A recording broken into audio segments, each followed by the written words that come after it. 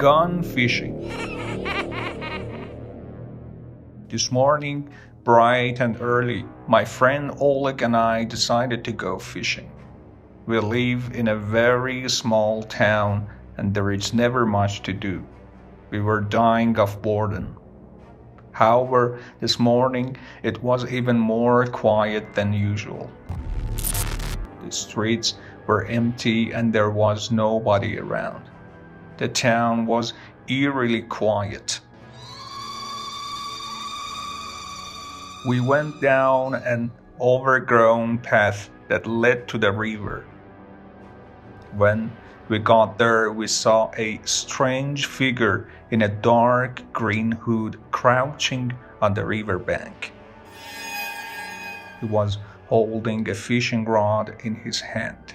"Good morning," I called out. "Are the fish biting today?" The man didn't answer. He just gave a hoarse laugh and started to sway slightly from side to side. I went closer and asked again, "Are the fish biting?" I took 2 more steps and then stopped in my tracks. The man began to sway faster and faster. I couldn't see his face because it was obscured by the hood. Just then, I saw something that horrified me. At his feet, there was a human hand. I felt a chill run down my spine and I started to back away. The man slowly turned his head to face me. I saw a pair of piercing red eyes and sharp, dark yellow teeth. Instead of a nose, he just had 2 triangular holes. He stared directly at me and opened his mouth in a bloody grin. I turned and ran back to Oleg. Not knowing what I had seen, he looked at me in bewilderment. I glanced behind me. The man in the hood was standing up and coming towards us. Without waiting to see what would happen next, I grabbed Oleg by the hand and dragged him with me, shouting, "Run!" We rushed into the trees, looking back over our shoulders every 5 seconds to make sure the man wasn't following us. We sprinted through the undergrowth and made our way to the police station. On the way, I told Oleg in a trembling voice about the severed hand and the man's terrifying face. He was scared too. When we reached the police station, I pulled on the door handle, but it was locked. We both pounded on the glass, but there was no answer. "Listen, I'm going to see if I can get inside," I said. "You stay here and keep watch in case that crazy guy comes." Oleg was shaking and said, "But I'm scared. What am I going to do if he..." I didn't let him finish. I ran around the corner and found an open window at the back of the building.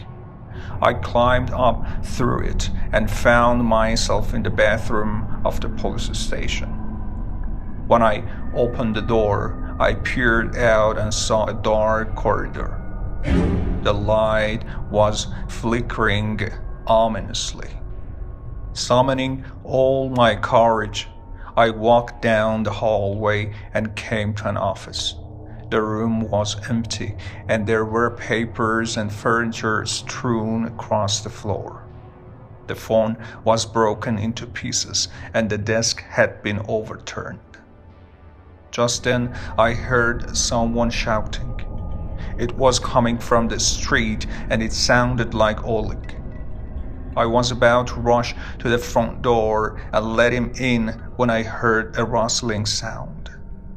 Suddenly, Another door in the corridor opened, and I saw a figure lurking in the darkness. "Who is there?" I demanded. There was no response, but I saw two familiar red eyes peering at me from the darkness. I froze horror. For a moment, I was so petrified that I could not move. The figure emerged from the darkness and stepped into the dim, flickering light. It was the same face I had seen at the river.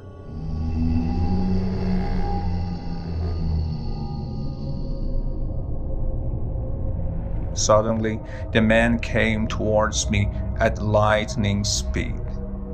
He covered a distance of 3 meters in less than a second and grabbed me by the throat with his strong, bony hands. The man stuck out his black tongue, licking his lips and gnashing his crooked teeth.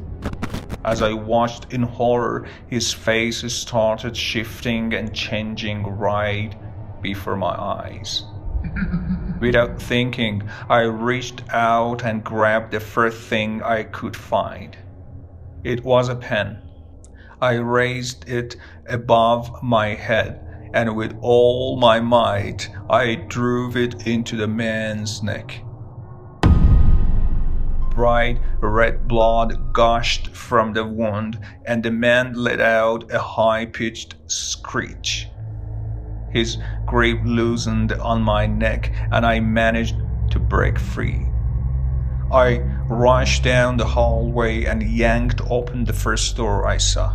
Inside, there was a pile of human flesh and gnawed bones. The sight made my stomach turn, and a wave of nausea overcame me. I fell to my knees and threw up on the ground. I was shaking with fear. I realized that this was the remains of the other policeman. Just then, I remembered Oleg. He was waiting for me outside. I ran to the front door and opened it. When I saw the familiar face of Oleg on the other side, I wanted to cry.